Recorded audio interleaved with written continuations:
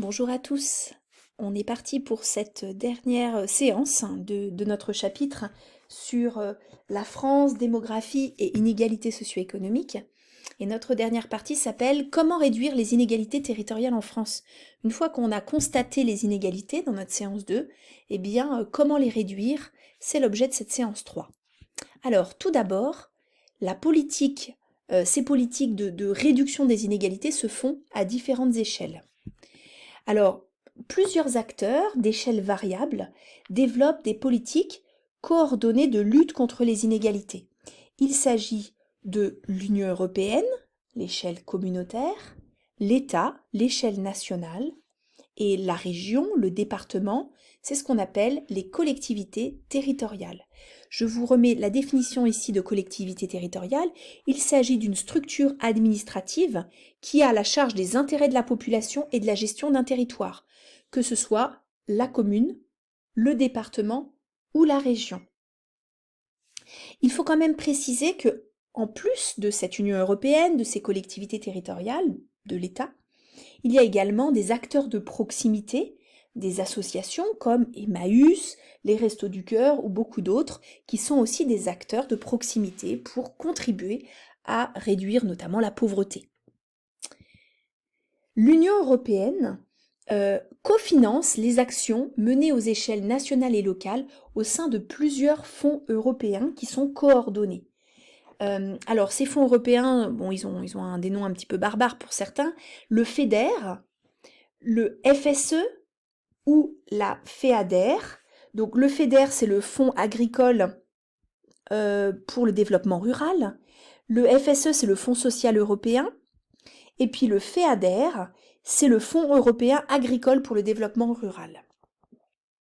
Alors, tous ces différents fonds sont chargés justement de réduire ces inégalités.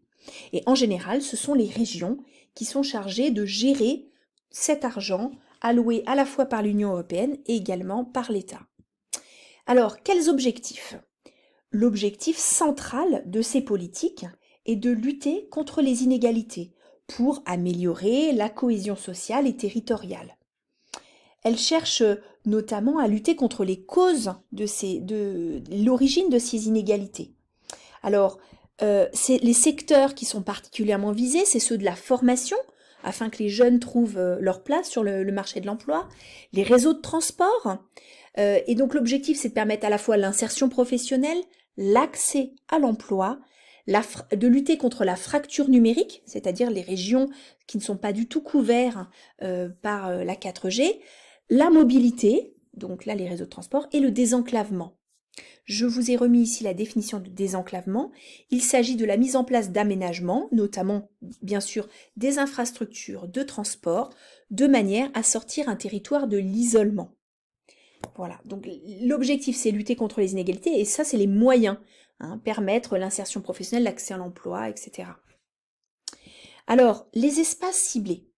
Tout d'abord, les quartiers et les villes, les quartiers défavorisés et les villes, qu'on appelle quartiers prioritaires, sont concernés par ce qu'on appelle la politique de la ville. Alors, évidemment, ils sont surtout situés dans les grandes aires urbaines. Je vous ai mis ici les quartiers prioritaires de l'agglomération toulousaine, qui concernent près de 55 000 personnes en tout. Vous voyez qu'ils sont à la fois sur des quartiers plus marginaux et puis quelques quartiers plus centraux. Par ailleurs, donc là, l'objectif dans ces quartiers, c'est d'améliorer le niveau de formation des jeunes, améliorer l'accessibilité en niveau des transports notamment, et surtout développer l'emploi, afin que ces quartiers ne soient plus uniquement des quartiers où l'on dort, où l'on habite, mais aussi des quartiers où on peut vivre, où il peut y avoir de l'emploi. Donc c'est le cas, on utilise par exemple le dispositif des zones franches urbaines, c'est-à-dire un endroit dans ces quartiers où les entreprises ont des conditions fiscales avantageuses si elles décident de s'y installer.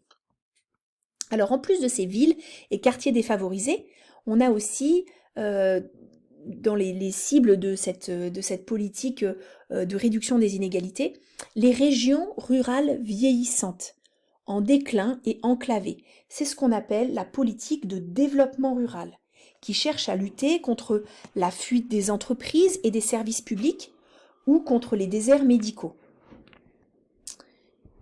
Enfin, les départements et les régions d'outre-mer bénéficient d'aides importantes pour compenser les handicaps liés à l'éloignement ou à leur caractère insulaire ou montagneux. Et je vous ai mis là cette affiche où on voit le FEDER, qui est donc un fonds européen, qui s'engage sur le développement de la petite île de Mayotte, qui est particulièrement pauvre à l'échelle en comparaison avec le reste ou avec la métropole. Voilà, et bien c'est tout pour cette fois. Nous allons travailler en classe plus dans le détail sur les avantages et les inconvénients de tous ces dispositifs. À bientôt, au revoir.